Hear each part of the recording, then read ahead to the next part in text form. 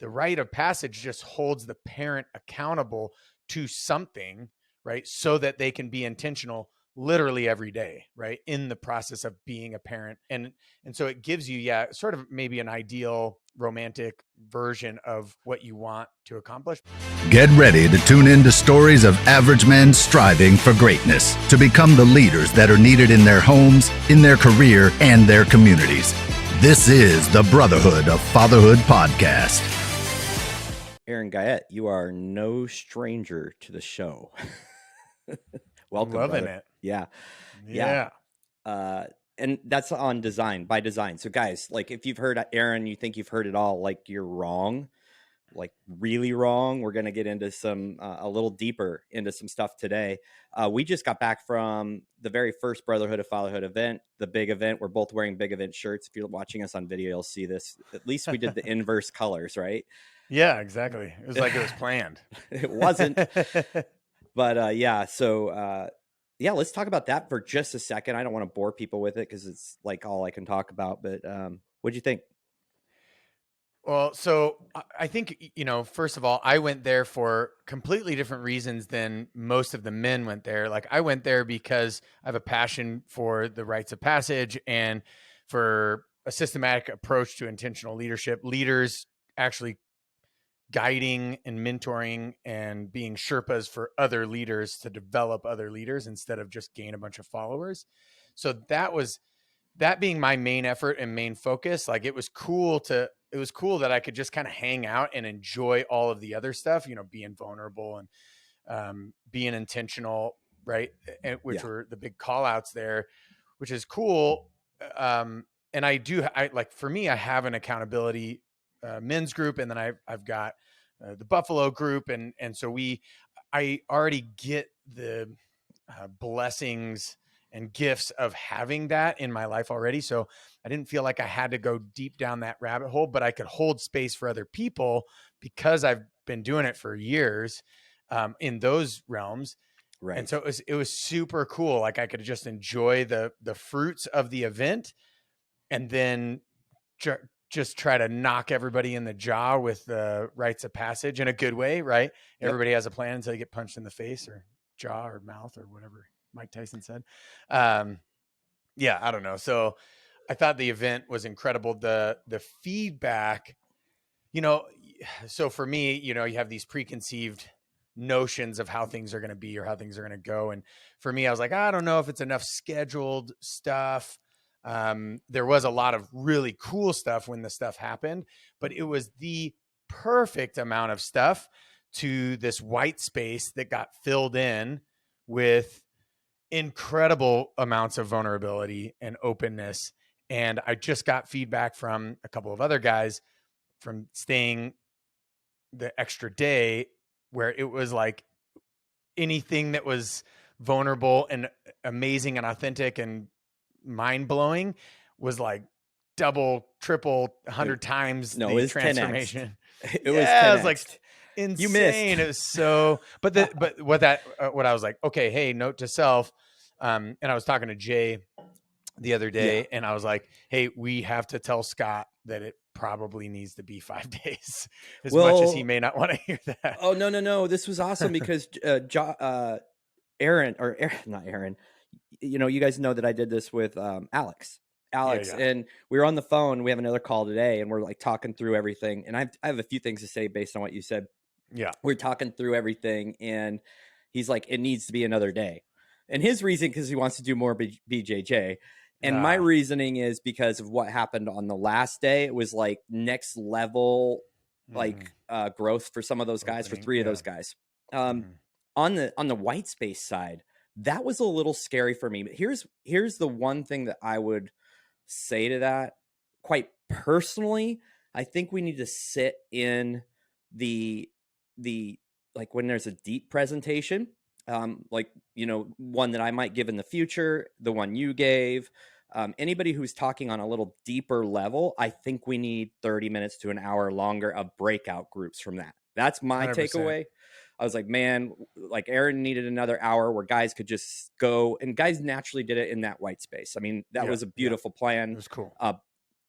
it was planned, but I also think like a little more organized time, not overdoing it, because this is a magic balance, right?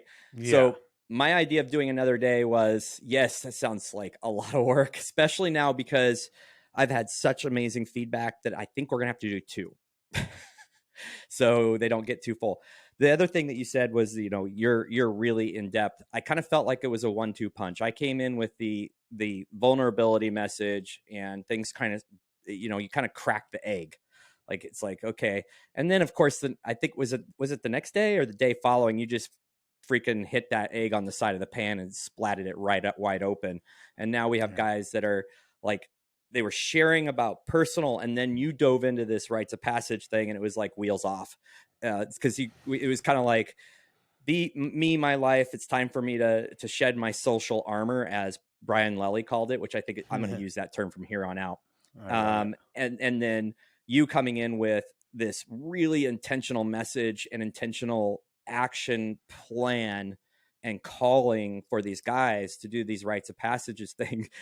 I was in the van with like these guys, and you were in it afterwards. I was in a car or in a van or something. We were going somewhere, and these guys are like, Aaron just broke me.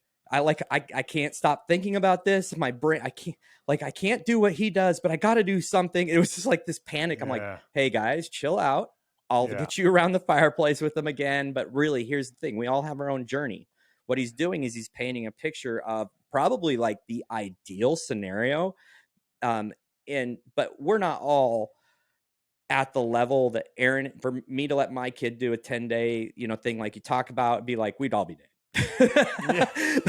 but I'm like, so understand, we all have different skills and experiences, and we have to build it around those. But man, so I was so pumped. And like I said, we're probably going to end up doing 2. That's kind of the thought right now. Cause I don't want to make them too big. Like, I mean, how do you think that would have worked with, 20 more guys? It probably wouldn't have. The social armor can be so much more easily worn as there's more people, right? Yeah. Yep. So no, I think, I think the intention was to have a little bit more dudes, but it ended up being like the kind of the perfect amount of guys. Yeah. You could probably add 4 to 8 more. It's exactly what I was thinking, is cap it at 4 more. Yeah, but if you go too far beyond that, I think, you're just going to get social armor. And then it's just going to be like, how cool were the cool things that you did? And then how can you like post about that and feel cool about yourself for doing it and being with certain people, being able to name drop and, all that stuff. And it's like, I mean, you could have done that, I guess, with this event, but that's not what the event was about. And definitely that's not what happened. Right. Right. I thought it was rad. Well, in the rites of passage, I did a Q&A, kind of a Q&A and a re-explanation. I did my own explanation solo on a podcast for Leaders of Leaders. And then I did a Q&A kind of parsing through Matt. Matt Van Schoik he self-proclaimed, and he said it on the podcast too. So it's nothing that's not public, but he's like, yeah, dude, I'm spinning on it. I'm broken. How do I do this? I missed the ball. I missed the opportunity. Yeah. And what we've kind of settled in was like, no, because, and what he realized is like, no, it's how he wants to be intentional with his children. Number one, that is the most important thing. Mm-hmm. The rite of passage just holds the parent accountable to something, right? So that they can be intentional literally every day, right? In the process of being a parent. And so it gives you, sort of maybe an ideal romantic version of what you want to accomplish. But what it actually does is help you verbalize and visualize, okay, what is my child that will become an adult? What does that adult picture look like? And what am I not doing in my child's life? So, so that picture doesn't get painted, or what am I doing in my child's life so that version does get painted? And it's not about making your child it's about making your child the best that he and or she can be, knowing their genetic traits and their personality and their, your skills and abilities as a parent, all that stuff. So, and then it's, it's playing jazz with that a little bit. but also being able to literally write some of the music to the jazz. Yeah. So you can actually be intentional and do something for your child. And the rites of passage is like, obviously that's a big missing component in society. We have sort of these placated, dumbed down versions of rites of passage, but we don't really have a phase where your child owns and your community and your family sees your child and has communal necessity for your child to be an adolescent or be an adult. And so it's like, okay, how can you celebrate those moments, and how can you show them that you've earned this, right? Yeah. And it wasn't just given to you. This isn't a blue ribbon participation award. This is like, no, you got to earn it. Like, otherwise you're not an adolescent, you're still a child, and you're not an adult, you're still a child. And we've got a lot of adults that are still children walking around out there. Well, there's no doubt about that. I was listening to a podcast yesterday, and first of all, guys, if you're listening to this, get through it so you kind of hear where Aaron is coming from, hear this story, but then go listen to Leaders of Leaders. Now, the Leaders of Leaders podcast, by the way, Aaron, is brand new. And so if you search, it's not going to show up. You have to be really go follow Leaders of Leaders on like Instagram, and then use that to get into it, because link, it's or Leaders of Leaders, Aaron Guyett, like Leaders of Leaders podcast, Aaron Guyett might populate it. Right. It's just, it's silly, but I do want people to know you're going to have to work for it for a while, and then it'll start to pop up as more and more people listen to it. But good stuff. But you got to finish this one. You got to listen through here first. That's my little plug. Yeah. But I was listening to another podcast of a gentleman who wants to be on my podcast and me on his, and he was talking about rites passage with a male masculinity coach. And the coach was talking about, I didn't agree with everything he said, but he was talking about like gangs have it right. He's like, it's very wrong and it's horrible, but they actually have, most of them have some sort of rite of passage. And usually it's, something extremely violent, or, but it's emasculating crazy. Or yeah. But there's a thing, you do this thing and then you're protected. You're part of the group. You are you have passed that invisible shield into manhood, which we all know is just really false and horrible in that scenario. So let's step it back a little bit and let you just kind of say what you need to say about rites of passage. Yeah, it's funny. I can neither confirm nor deny that the Marine Corps infantry has it right as well. And it's interesting. There's this words like hazing and stuff that go around. But as a I would say an emerging adolescent, even though you're an adult, you're 18 years old, so on paper you're an adult, but really you're an emerging adolescent, typically joining the Marine Corps, just because you've probably hurt a lot of your maturity through, drugs and alcohol prior to the Marine Corps. There's some, non sort of, I do air quotes, bastard children. And not that I didn't have parents, but, playing fast and loose with your life kind of, and living out these like weird romantic ideals. It was the thing that needed to be done in those units so that those kids, now I look at pictures, I'm like, how did they let this 13-year-old in? I mean, I was 18, 19, 20 years old, right. I look like I was 13. Like, how did they let this 13-year-old in, and how did they let him lead a squad of Marines in combat? Anyways, but that's how you were able to gain loyalty, gain trust, gain commitment with your fellow brothers. For me at that time, there wasn't any female integration in the infantry. It was like I could literally look to my right and left and know, because I had been in violent, gnarly scenarios in regular civilian life where my bros had my back. And so I knew going into combat, like, my bros had my back. And obviously none of those things are good. I think there is a better way to do it. And, I was able to go back into the Marine Corps and start to mentor and guide based on a much more mature approach, but still pulling in, okay, well, what is it that gangs have right, or the Marine Corps has right?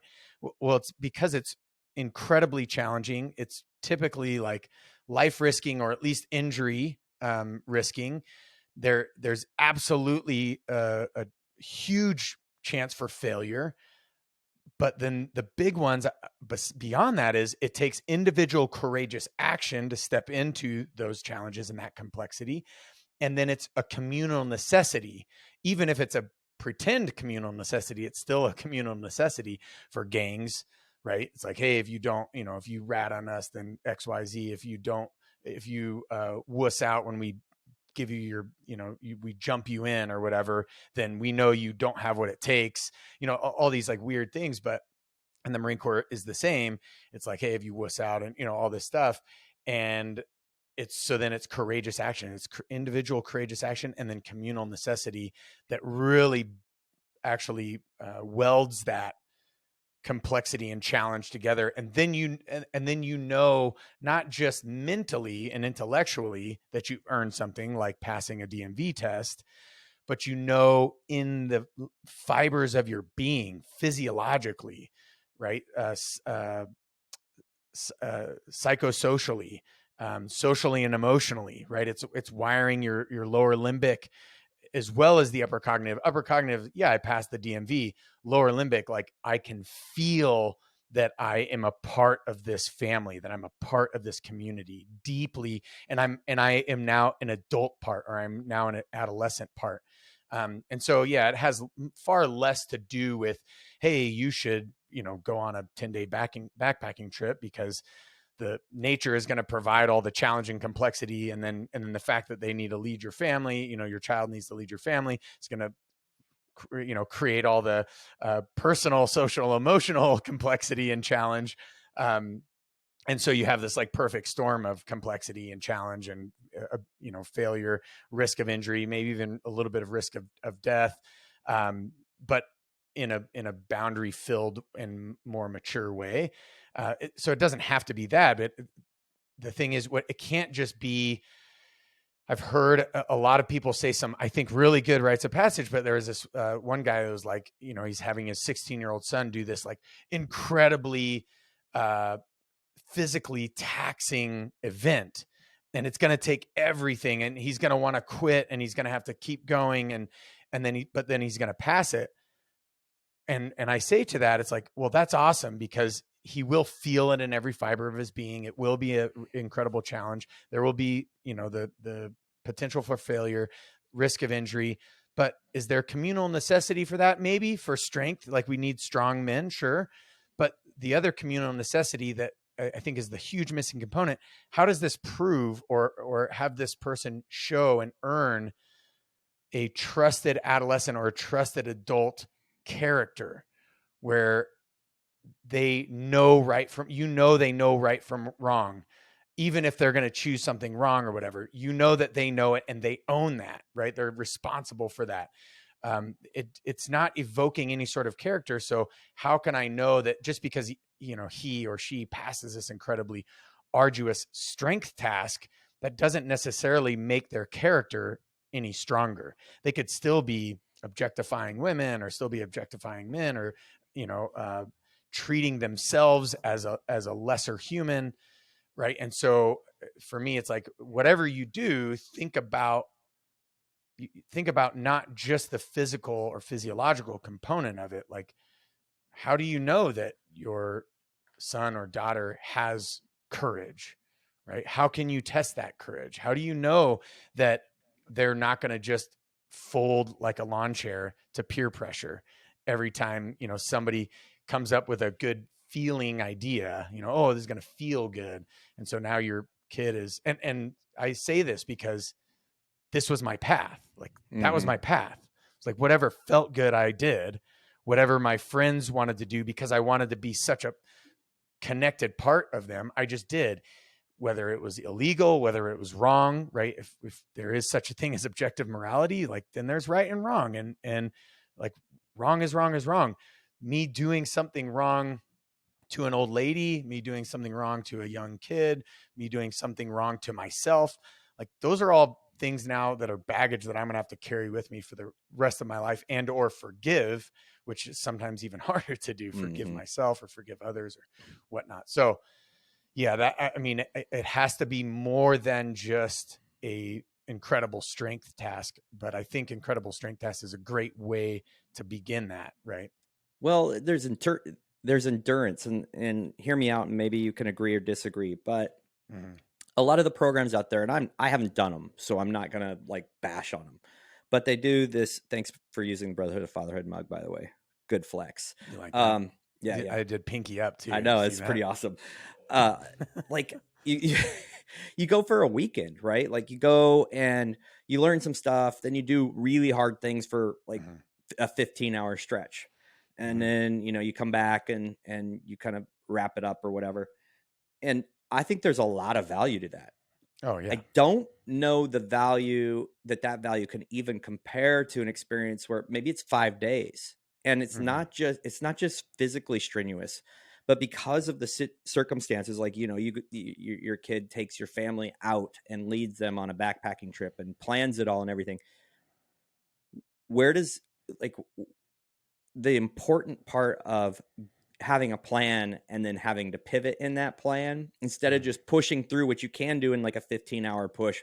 But when you're talking 72 plus hours, things change a little bit. You get mentally worn down. You do have time to rest, but then it's like you get hit twice, 3 times, 4 times, and there's this mental fortitude, but there's also this longevity of fortitude that you're showing, right? So that's where I see like what you've done. You spelled it out really well at the event. Like, this is the stage for 12-year-olds, this is the stage for 16-year-olds or 18. I don't remember, but 16 18 and then 18. Yep. Yep. And I was like, oh yeah, that really makes sense because of that long, it's long enough that it goes well beyond the physical. And I think we might have talked about this last time we podcast this, where I'm just tired of men who are physically, they can handle things physically in the moment for hour, 2 hour, 3 hour, but as soon as something gets tough emotionally or mentally, they suck. It's like, no, you can't just practice your physical prowess. That's not what doing hard things is, because some of the hardest things I do are relationships, business. Not too long ago, I just kind of had a meltdown and said stupid things and wasn't thinking right. And I had to come to you and the other guys in the group that we have formed and say, hey, like, look, life's hard right now. Those are, I think, the places where we really grow. And if we can provide those for our kids as a rite of passage, I think that's like the next level. And is that kind of by design? You've done that way? Everything you do is by design, but go ahead and talk about that. Yeah. Well, so think about, dude, the big event is such a great example of this. So guys that are saying, this has radically transformed me more than anything I've ever done. Yep. These are guys that have years under their belt of incredibly arduous physical feats, right? 100%. Whether it's feats of strength or they were pro athletes or they were highly competitive athletes. And they're saying, like, this is the most transformed. And why is that? Well, because it was less to do with the physical. There was really if there's anything that we underwhelmed, right, it was in the physical front, because it wasn't like trying to beat people with physical problems and feats and things like that. It was like, we're going to do some physical stuff just to get moving and feel out our space or whatever, and maybe do a little bit of testing our metal if we want to, kind of a thing. But if we don't want to, that's fine too. And but then it was like way overshot anybody's preconceived notions or expectations of the transformation that would happen from an emotionally vulnerable standpoint, from a social standpoint, from an introspective standpoint. I mean, guys were literally like breaking down and sharing things that they're like, I've never shared this with anybody in my life. Right. And so like, obviously there's something to that. And now they're saying this is the most transformative thing that I've ever done, to include comparing it with some of the most physical, if not the, most physical things that they've ever done. So obviously there's something to that. And yeah, that's for me. So 12-year-old, I think, is a good general age for like an adolescent. And so it's like going from being a child to, you're no longer a child, you're not an adult yet, you're an adolescent, right? And being able to own that and getting the freedoms with that, but also the responsibility that comes with the freedoms. So there's going to be a lot more guardrails and boundaries and safeties in that one, but it still can't be, only just some physical thing or, only just some, check in the box intellectual, brain retaining thing. There has to be some back and forth. And for me, that one's a little bit more isolating, individual and introspective. And you get a parent or a guide, and typically it should be a parent. And I believe that it should be the father that should lead in this, because the mom is going to be maternal and be like, oh, baby, like anytime something bad happens, where the dad's going to pump the brakes and watch and be like, hey, they need to experience this pain. They need to experience this moment where they want to quit or whatever. And I'm going to, even if I want to hold them and protect them, and I'm going to withhold that because I need them to rub up against failure and rub up against quitting and rub up against the problems of that. And so, and so in that, it's 5 days, but they get to take breaks over the 5 days. That's how I've designed mine. And we're doing all sorts of different types of physical things and mental calculations, and making, really hard decisions, and having to remember things that you have trained up until that point. Right. Whereas then the guided adult, the 16-year-old, you're an adult for every definition of every meaning of that definition, with the exception that you're a guided adult in that you're 16, you don't have the adult privileges and the adult freedoms legally, right? Because of the way our country is designed, its legal system. And you're also underneath my roof, but I'm going to start treating you like an adult and give you, here's the rules, and you can, bang your head up against them and get hurt, or you can make good choices and have the inevitable good consequences that come from that. So then that one has to be like, show me that you can independently make decisions, not just for me, but for your spheres of influence, your family, your siblings, your parents, the community around you.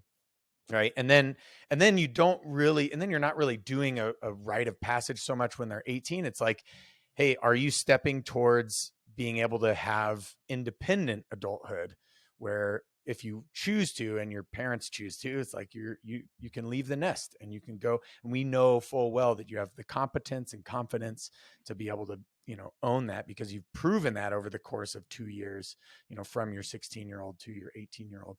So that's kind of how I set that up and how I look at that. Yeah. And so it's not just something physical. I'm hoping that they get more socially, emotionally from it than they feel like they've done something physically incredible. Right. But I also want them to feel like, man, that was really dang physically hard, and the endurance part of it made it even tougher. Right. But there was also some character and intellectual, upper cognitive and emotional type things that I had to contend with in that process as well, and work through. The like having the combination of physical and emotional and mental, I think it's just the opportunity to kind of solidify that as a real experience that really means something. Like, doing an ice bath for the first time, like that's not a rite of passage. It sucks. Like, it sucks. And you've learned a little bravery, or you've learned a little, resiliency, but it's just this, it does kind of tax you mentally, but it is a great event. Another thing I didn't really think about until now, my son is 18 and he's still living at home. Now that wasn't by design, and we're working on him moving out, but something I'll touch on is the fact that when you have a plan, a real plan like you do at 18, you're on your own. You're preparing your child to do that, to become an adult. At that point they're an adult. But I'm going to say this, and maybe you have or have not identified this. It prepares your wife to let go at that time too, because that is a little bit of a struggle right now of my baby is leaving well, what if he doesn't? And I'm having this conversation over and over again. I'm like, it'll be so good. They're like, we've prepared him.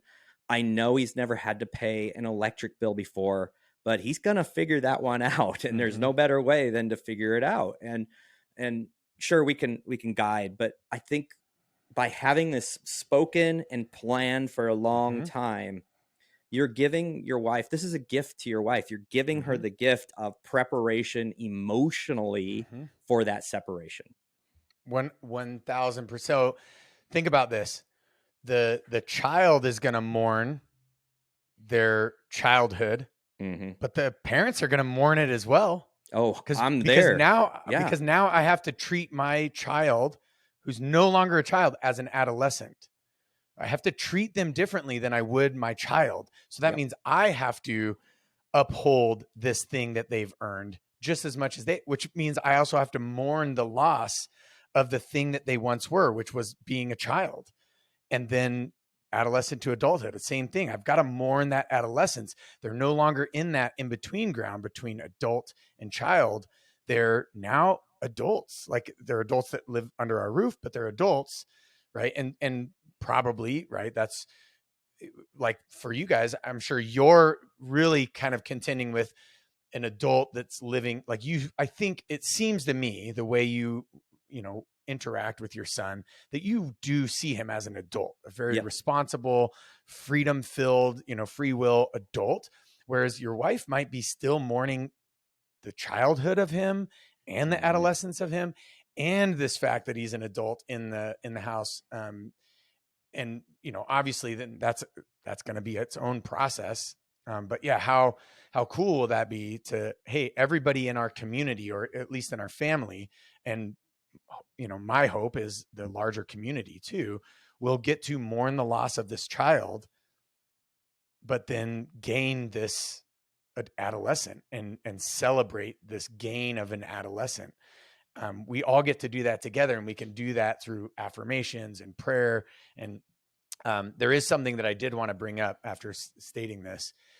A couple of guys, probably a quarter of them, maybe half, were like, I got stuck, and you blew my mind when you said that you have to have a worldview I know where you're going here. Yeah. In which to have grounding. Because they were like, yo, I never thought about that. And I'm out here floating in a non-gravity outer space, trying to pretend that I'm building something, but I can't even build anything because there is no gravity and there is no ground. And so I'm constantly flipping and flopping between worldviews and values and purpose and meaning. And I'm wondering why, everything that I do comes up found wanting. And I could keep ticking off, check boxes, but I don't feel any better. I just feel like it's this endless rat race that I'm in. And I know a bunch of guys were just like once and I went into the other aspects like later on, like, okay, and then rite of passage, blah. But they're like, dude, I'm stuck back here in worldview stuff. Like, I realize I don't have any grounding for myself, which means I don't have any grounding for my kid, which means I'm creating an insecure environment for my child because they don't know what to believe and how to believe and why and any of these things. So they're just like, well, okay, Dad, we'll hunt. We're gonna hunt. Okay, we're gonna fix a car. Okay. It's like, you're just kind of throwing crap against the wall and hoping that it sticks, I guess. I've thought about this a lot because, I'm very clear about my Christian faith. I'm never going to hide that. It's incredibly important to me. We have exposed our boys to it, and we let them make their own decisions, but they have made their decisions. And my oldest son will go face to face with you anytime in a very respectful manner. And he's probably more versed than me when it comes to that. But I've thought a lot about this because I was listening to, it was like Joe Rogan and Jordan Peterson were like, you've got to have the beauty of Christianity and the Bible is that you have this moral foundation. You have this bedrock, this cornerstone of how do you act? What do you do? What are your beliefs? And I see these family like coexist and all these other things. And they're so freaking confused because they're standing on a fluffy, a foam ground that every step is uneven and they don't have anything to like plant their flag in. I can't even imagine living that way. Yeah. I will tell people you have to have your own journey. I think the biblical truth is the biblical truth, but without anything, you're literally blindly walking through life. I just don't even understand how you can raise a kid that isn't just utterly confused all the time in that kind of environment. Yeah. Yeah. And I'm not trying to be judgmental. You can still have great children. You can still be a great person. But yeah, absolutely. Yeah. I've got a few atheist friends, ardently atheist, and maybe even a few anti-theist friends, but they're still my friends, right? We can still have great conversations, and they're, for all intents and purposes, good people, right? Like they're not, nihilists that are, destroying, like trying to burn the earth down, burn everything. And so, yeah. And so something that actually sticks out to me is Viktor Frankl's, he developed something called logotherapy, where basically like your sort of the things that you do gives you some grounding. And obviously he had a Jewish faith and belief in God, which helped him, but it also, just as much as it helped him, it also confused him. Like during his time in the concentration camps, it's like, well, if God is good, then why am I watching all of my brothers and sisters literally have the worst amount of suffering? But he was able to work through that, and love became this like sort of deep and burning ember, and it allowed him to have purpose and meaning even in his suffering. But he created something called logotherapy, which is just like, having something, right? Right. Something is better than nothing. And at least that gives you a start, right? At least that gives you a foothold from which then you can go into. But I'm in the same boat. Like I was nihilistic. I was an anti-theist. I was an atheist. I was an agnostic. I was traveling through all these different beliefs. And for me, it just came up. I found wanting, like every single time. It was a couple of questions away from disintegrating into my hands and then leaving me with purposelessness and no meaning in my life, which for me, and I think probably the average human, that can be a very destructive position to be in, right? And I think Jordan Peterson says this, and I think Joe Rogan has actually played jazz with that a little bit, but the most destructive being is a man with no purpose, as a man with no values. And I don't want my kids to just, believe because I said so. I want them to travail, not just travel, but travail, work hard, and through the difficulties of trying to establish, like, okay, can I justify what it is that I believe? And then more importantly, if I believe it, is what I'm walking out actually in line with my beliefs? Because we believe through intuition and experience that there is gravity, not through intellectual understanding. And then we can follow it up with some intellectual understanding and know it at a deeper level in terms of math and things like that. And because so, we walk and go about our lives as if gravity exists, because for us, it truly exists. I don't see that typically in the Christian realm. I don't see that when I go to the local church and talk to people. They're saying that they believe something, but their actions prove quite the opposite. And I'm seeing that a lot. Yeah. Yeah. And so for me, it's like, how can I help my child through this rites of passage stuff, gird their loins, their most vulnerable parts, with a deeper understanding and a deeper knowing of their faith. So then they're just like their experience with gravity. They're just walking out life as if there's gravity, because there's gravity for them. Right. They believe it and they walk it out. And same thing with what it is that they choose to believe. Most people are, if anything we're thinking about is worth overthinking for me. So most people aren't going to overthink that. But I think that is the last thing that we should be doing. Like, if there's one area that we should really camp out on and like spend some time on the struggle bus with, it's, what do I believe and why do I believe that? Mm-hmm. You know, and that will help you cast some purpose and cast clear vision for yourself, for your wife, for your kids, and for these then rites of passage. And that's something that I think Matt Van Schoik took away too. He's like, you know, I'm writing not only what my purpose is, what I believe I'm on this planet for, but what the Van Schoiks do, you know, like who we are and what we're about. Yeah, I think that's pretty rad. It is really rad. My wife and I've had this conversation quite a bit, like the family, you know, core values and our mission and purpose. And I think that's a really missed thing in a lot of people's lives. And when you have that, you make decisions based on it. So that is one thing we're talking about, is like this decision tree, or this foundation in which you make decisions. Like, you know, some people just say, well, it's morally right. Well, where are they getting that? Where are they getting that? Now, some people have these moral standards and they feel so convicted on them, but they still don't have a belief system.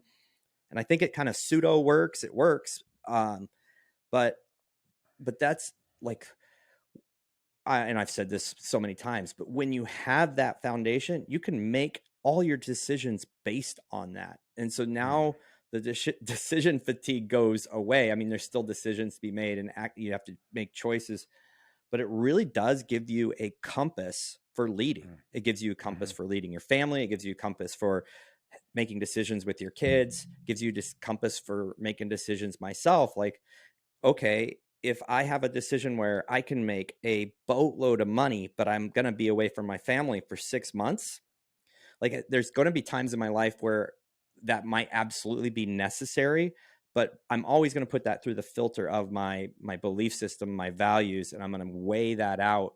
And that's what's going to make the decision, not the emotion of I could be rich in 6 months.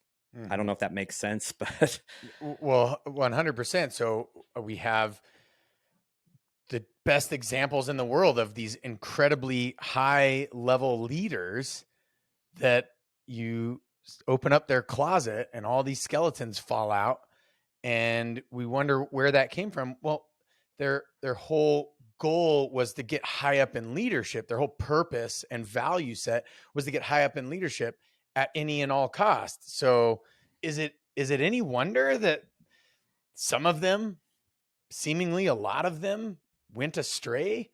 Like, they didn't go astray. They made it to this high level because they could only go astray if they had values that were like, and I will not have an affair, and I will not molest boys, and I will not, like, but that wasn't part of it. It was like, I'm going to be a great leader and I'm going to have a bunch of followers.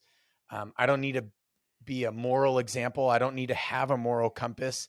And so what happens is we play the game of following the rules, at least on paper and at least what people can observe. But then when I get my time and I can hide things and be secretive and whatever, then I'm just going to do the things that make me feel good. And man, both of those rabbit trails are endless, right? Both of those pits are endless. Like, do things that make you feel good is an endless pit that only gets weird. Yeah. Right. And then doing, being a great leader at all costs, like, that only gets gnarlier from my outside and inside observation. Right.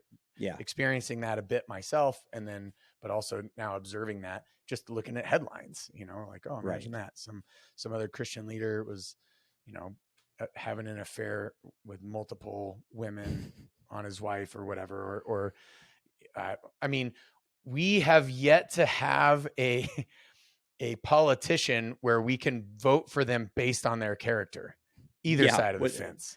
What a concept that would be, huh? It's like, well, I can't choose character because then nobody wins, and we don't have that. And well, we need that. So then I'm going to base it off of these other, metrics or whatever. But man, that's pretty sad. It's really sad. It's sad.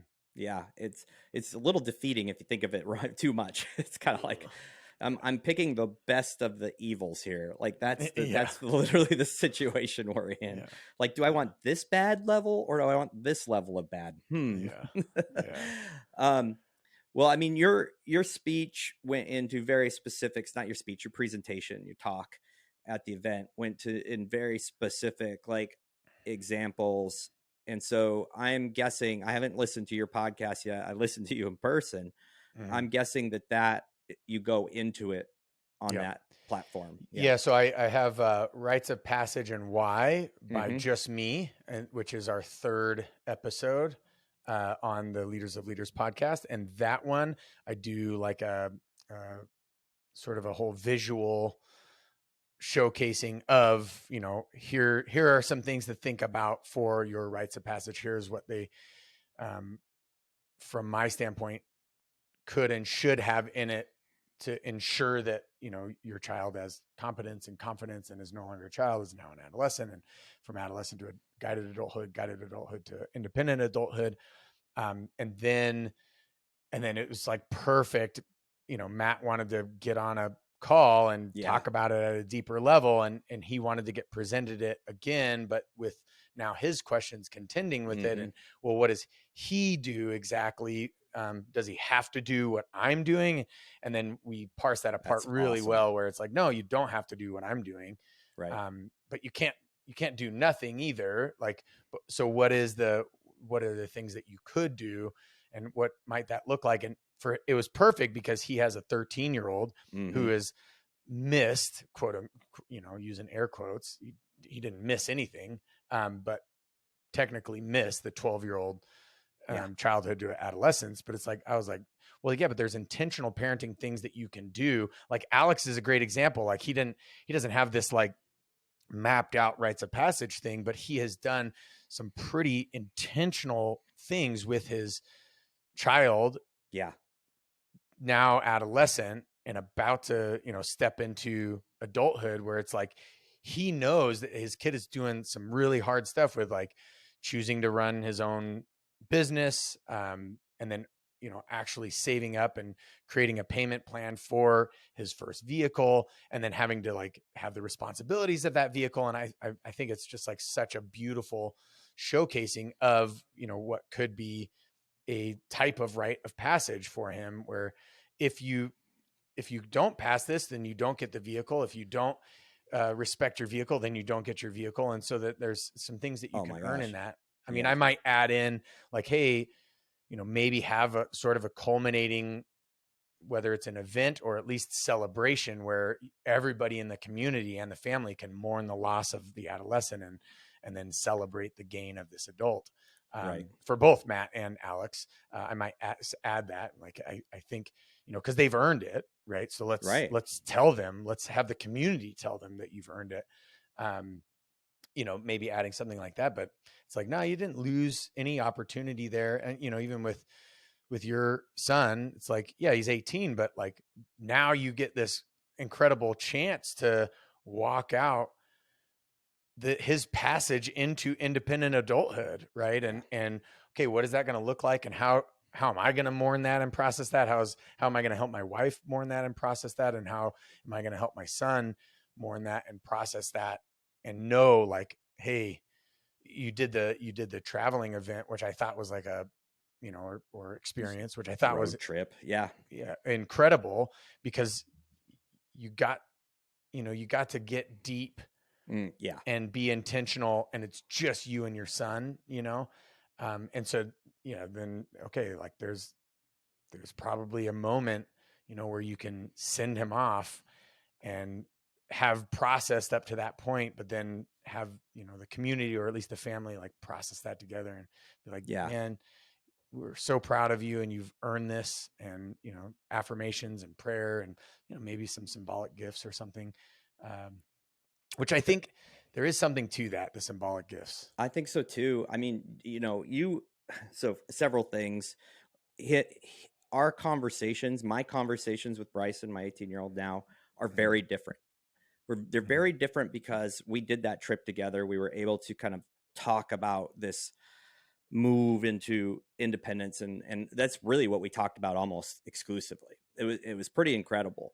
a lot of, theology talk and the challenges of the world. It was pretty amazing. And my challenge to guys is make sure you give time and space for that to happen.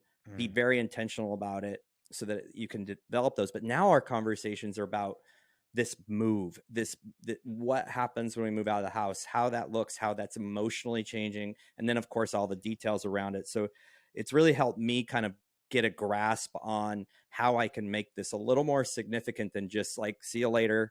And so I have taken it, and, I'm thinking through the ceremonial, like, passing of the guard, like, here you go, here's the keys. You already have your car, but here's the keys to your car. Pack it up. We'll see you later. And probably have a big dinner, like you said, with the community that is our community. And so it's already working, and I'm not mourning anything because I didn't do the 16-year-old thing. I didn't do the 12-year-old thing, but I'm celebrating the fact that I still have a chance to do some of these things.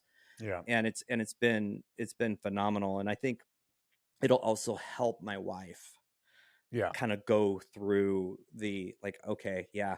So I'm pretty excited about it. And watching him, he reads the Bible, he reads Stoic philosophy books, and he reads like these high level leadership books that I haven't even read. I mean, like 900 pages. I'm like, okay. Yeah, and he tells me stuff about him every day. So, I mean, he's ready. And so I think every parent should have this opportunity to pass those kids in the next level, because that's going to keep us from having soft adults. That's going to keep us from having an entitled culture that we're kind of seeing right now, that we need to run from for our dear lives. And we need to do everything possible to get our kids out of that situation as much as we can. So yeah, I just want to encourage men at this point to do several things. I want to encourage them to go listen to those podcasts. I think it's incredibly important. Actually, I know we have moms that listen to this too. So I think that's also somebody that should go listen to it, and definitely listen to them in the order that they are, because that's a really nice progression where you end up talking with Matt Van Schoik, who is asking the questions. Well, I don't do this, and it played out, and the overall concept is kind of developed right in front of the listeners' ears. So go do that, you guys. Leaders of Leaders podcast with Aaron Guyett, and just go follow him or whatever, and you'll have access to all of that. And I know you're trying to kind of move away from social media, but there will be something there somehow. Yeah. There's a world talking outside about of that. You and I are talking about that. We're going to figure that out. We're going to crack that egg. Yeah. So anything else you want to say before we wrap this one up? No, yes, I always have something to say, but if you're a man and you want to connect on the lowest level to kind of kick the tires on this thing that may become fatherhood for you, or is fatherhood, or even was fatherhood for you, Brotherhood of Fatherhood group on Facebook, absolutely check that out. Obviously, you're hopefully they're already listening to your podcast if they're listening to this. And there's just never a dull moment in terms of guests there.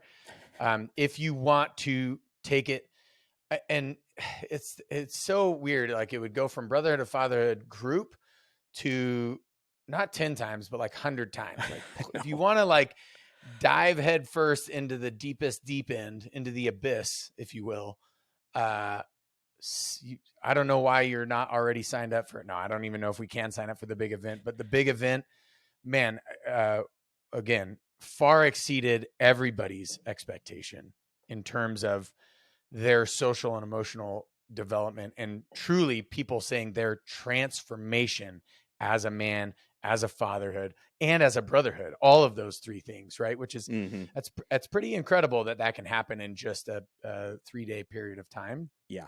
And then, if you have any questions about the rite of passage stuff, and you're like, but what about one, I would happily hop on a podcast to then do some more flushing out of what that is, and then and parsing it apart and reverse engineering or coming up with your solution, because your solution doesn't have to be my solution, Right. That I have for my kids. And then if you want to implement exactly what I am implementing with my kids, I will gladly give you all of that information for absolutely free. And I know that I'm selling myself short probably, and I need to monetize it and all these things.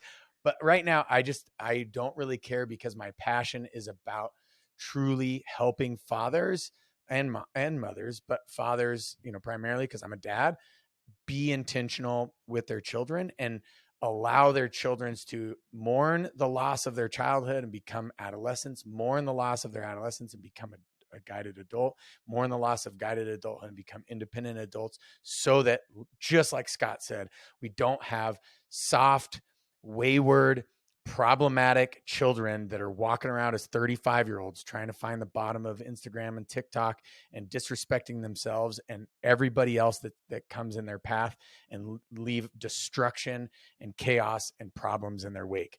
I am sick of seeing that. And so I'm just going to stand up and be like, hey, I'll do my part. I'll give this away for free.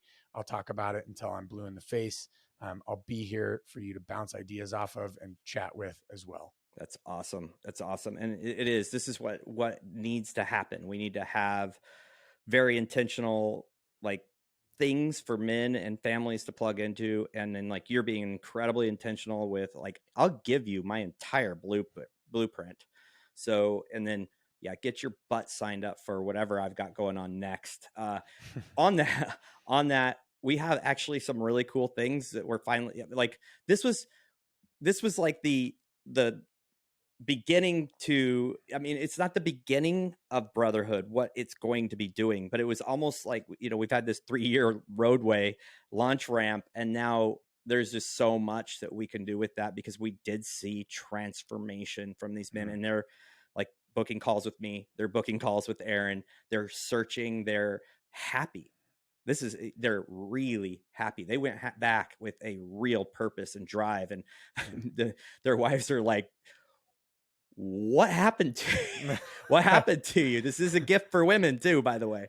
So, you guys just plug in, pay attention. Aaron, again, it's always a blast. This is not the last time. It's definitely not the first time you've been on the podcast. We'll have some other things to talk about really soon. So you guys, check out his podcast, subscribe to Brotherhood of Fatherhood podcast, and all the rest, Rogan, those kind of small guys, you can just kind of push to the back. and really dig brother. In. Yeah. Always an honor and a pleasure. Scott, thank you, sir. Thank you. Thank you for listening to the Brotherhood of Fatherhood podcast. If you enjoyed the podcast, be sure to share it with your friends, your family, and follow us on social media. If you are a father, make sure you join our Facebook group, the Brotherhood of Fatherhood. Hit the subscribe button and tune in next time for more podcasts from the Brotherhood of Fatherhood.